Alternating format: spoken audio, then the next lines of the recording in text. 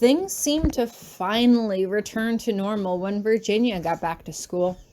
She was ready for club signups again, never letting slip that she had probably been seriously ill no more than a few weeks ago.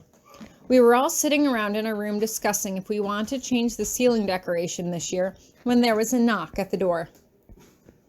"You want to get it?" I asked, looking at Virginia. "Maybe someone here to see you?" "Probably Donald," Virginia says, winking at Ellen. "Maybe you should get this one."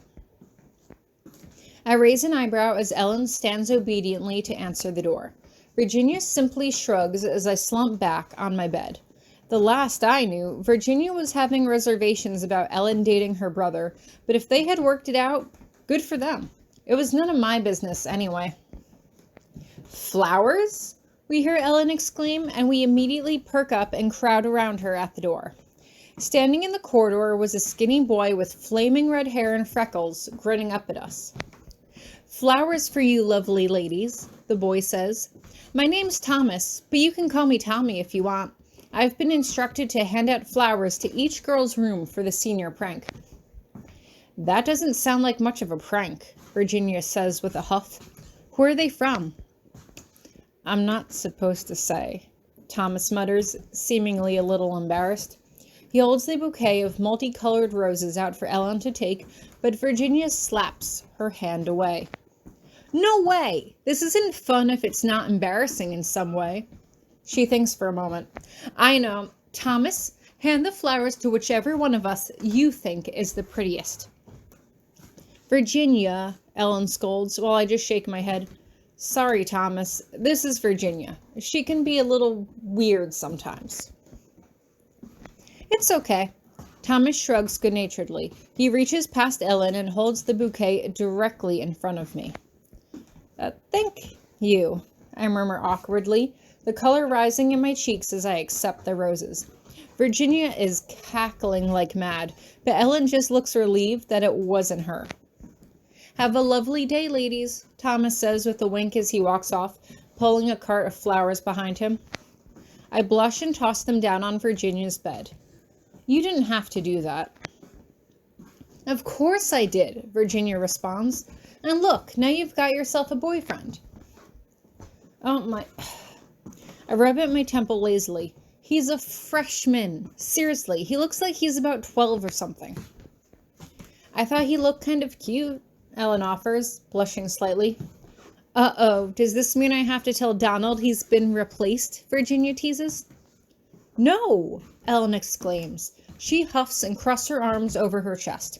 "Anyway, it's glad to see that the seniors are actually doing nice stuff for people this year." "Yeah," I shrug absently. I want to say something about the love letter Damien made me write that got me in so much trouble with Grabby last year, but I don't want to think about it. Damien was a repulsive jerk, and Grabby is a mean grouch. I'm just glad the whole thing is over with. I feel like there's something else, something nagging at the corner of my memory, but I brush it aside. "Want to go to the mall on Saturday? I hear they got new stuff in the magic shop this summer." "Oh, really?" Virginia asks. "There's a pair of gold bracelets that I saw in there before I left for the summer. Hopefully they still have them in stock." "Oh, I can't," Ellen says cautiously. "I have a date?" Virginia asks. "With my brother?" "A meeting," Ellen responds, but leaves it at that. That reminds me. I turn to Virginia. "Aren't signups for class president and treasurer soon?" "Soon?" Virginia shrugs. "I don't know. Without William here to help us along, I don't care as much." "Well, I was just wondering, since I was treasurer last year, is there anything special I'm supposed to do? Like, am I supposed to campaign again?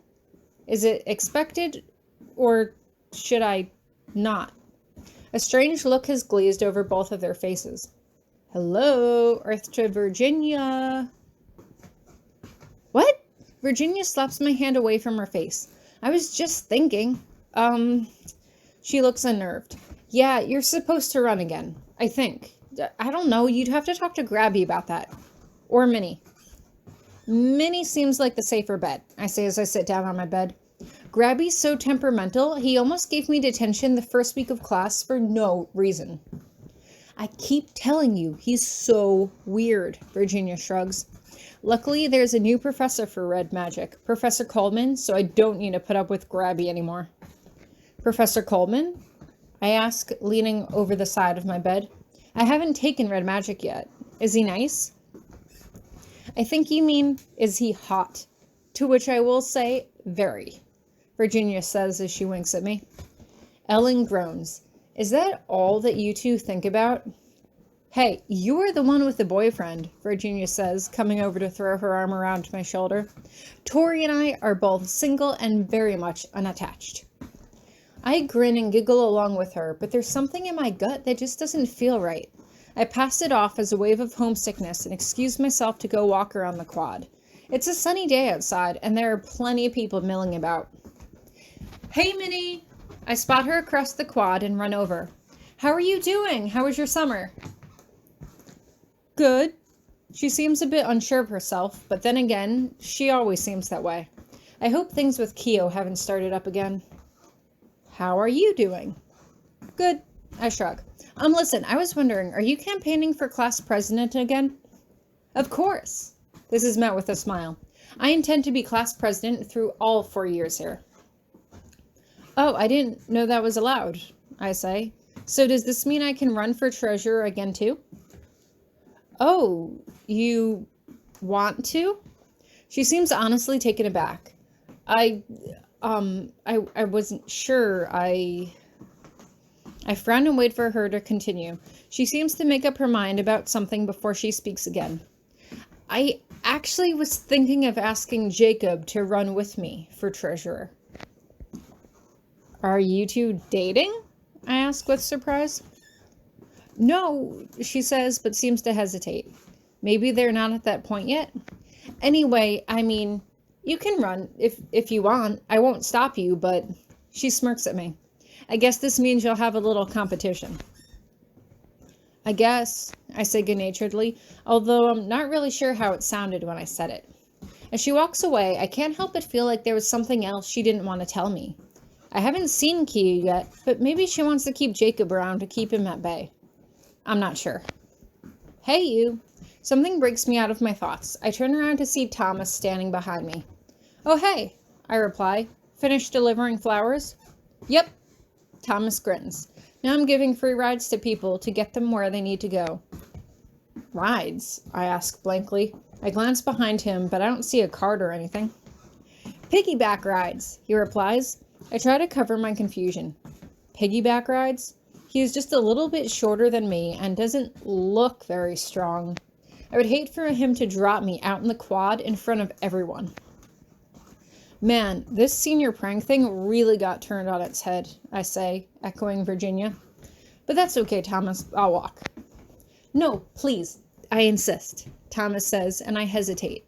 He's standing there with a cocky grin that reminds me of Donald. Innocent, but harmless. Oh, all right. I give in. He cheers as he comes around from behind me.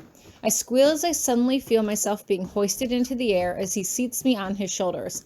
I giggle nervously and put one hand on his shoulder to steady myself, wrapping my legs around his arms for support. How are you doing this? Magic, he says. He must be surprisingly strong and more muscular than he looks under his robes, as I feel extraordinarily stable on his shoulders. Hold on, I'm going to run. No! I squeal as he takes off running, with me struggling to keep a grip on his shoulders.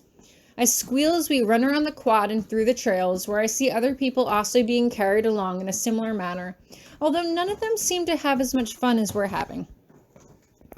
Where to next, my lady? Thomas shouts up at me. Back to my room, I think, I say, pointing dramatically ahead of me. To the dorms! He begins to race off at breakneck speeds as I hold on and squeal as the warm air hits my face. As we pass one of the academic buildings, I can see Professor Grabiner glaring at us from beneath the shadows. Oh great, am I going to get detention for being too noisy?